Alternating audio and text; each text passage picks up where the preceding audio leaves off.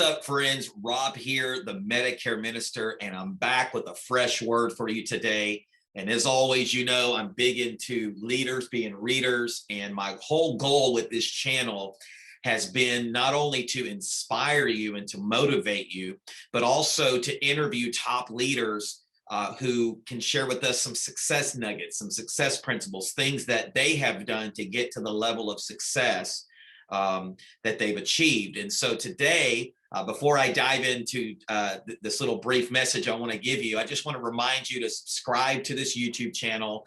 Make sure you like, share, comment, let us know if you're being encouraged. And by subscribing, you'll keep up to date with all the new videos that we'll be posting. And we have several really just fire interviews coming up with some top leaders in various industries that I think many of you will be encouraged by, and it will help motivate you and help you keep you on that path to success. And so, as always, I love to read from the John Maxwell Daily Reader, and I highly encourage that you get this book if you don't have it already. And he's talking about dependability. And he says, are your teammates able to depend on you? Can they trust your motives? See, that's a really big thing to examine here real quickly, is the motives of our heart, why we're doing what we're doing. Are we self-centered, self-motivated, and just self-focused, or do we understand that our ultimate dependability relies on our motives, and if we're team oriented, if we're group oriented? See, real leaders are servant leaders, right? And he says, do you make good decisions that other can rely on? And do you perform consistently even when you don't feel like it? I think that's another good nugget there, is can people count on us? You know, I grew up in the Michael Jordan era, and I think about this all the time. And you see these highlight videos on YouTube where you see Michael Jordan when it was crunch time in that last few seconds of the second half of the game, that the ball was in his hands and that he would do that fadeaway jump shot that many of us have come to know and love. And in other words, can our teammates count on us like that? When it's crunch time, are we dependable? Are we still going to bring our A game even when we don't feel like it? He says, are you a go-to player, or do your teammates work around you when crunch time comes? In other words, do they not give you the ball? Do they already know what you're going to do, that you're going to crumble under the pressure, that you're not going to show up, that you're going to let your feelings dictate your day instead of you commanding your feelings? And he says, to improve your dependability, number one, check your motives. Right? What are the motives of your heart? Why are you really doing what you're doing? Do you understand that when you have written down goals, when you have clear goals, that it's going to benefit your whole team?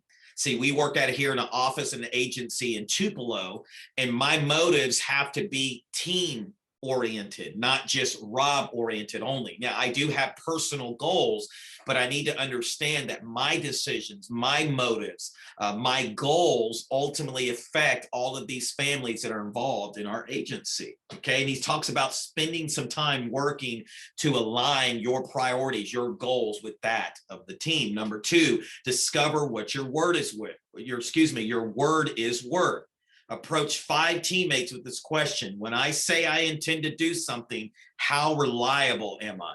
Rate me on a scale of 1 to 10. And he says, not only talk to someone who's in a higher position than you, but talk to someone who's in a lower position and say, hey, will you check me? Will you rate me?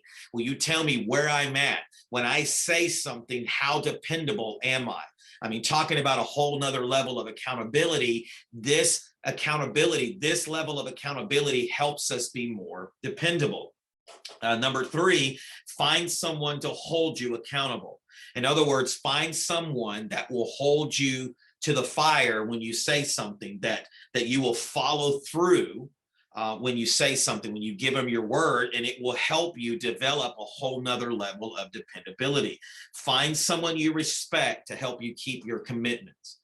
I generally recommend finding someone who's already where you want to be, or find someone who's at a higher level than you are, so that way they can sharpen you and call you out on things when you're not being dependable, when you're not living up to that level of dependability that you need to live up to. And he says, take steps to improve your dependability today and find someone to help you hold you accountable.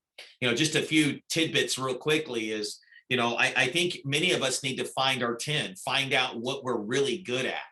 and operate in a lane that really caters to our skill set. And so, I recommend getting around people that can help you do that. Number two is you got to be team oriented. Number three is you got to have a heart of I get to, not I have to. I think so many leaders fall into that I have to mentality and don't realize that every day is a blessing that we get to do what we're doing. And then number three is I think you got to identify your weaknesses. I don't think you focus a lot on there and stay there in a negative aspect, but I think that you have to get to a point to where you really do this introspective look, this examination of your heart, and you find out where you're really weak and get those, surround yourself with people that can help you improve and get better and hold you to the fire. And so what is your dependability level? Where are you at? Do your teammates think that you can be dependable? Do they rely on you? Maybe today you need to go ask some of those fellow coworkers or teammates where you're at on the dependability scale.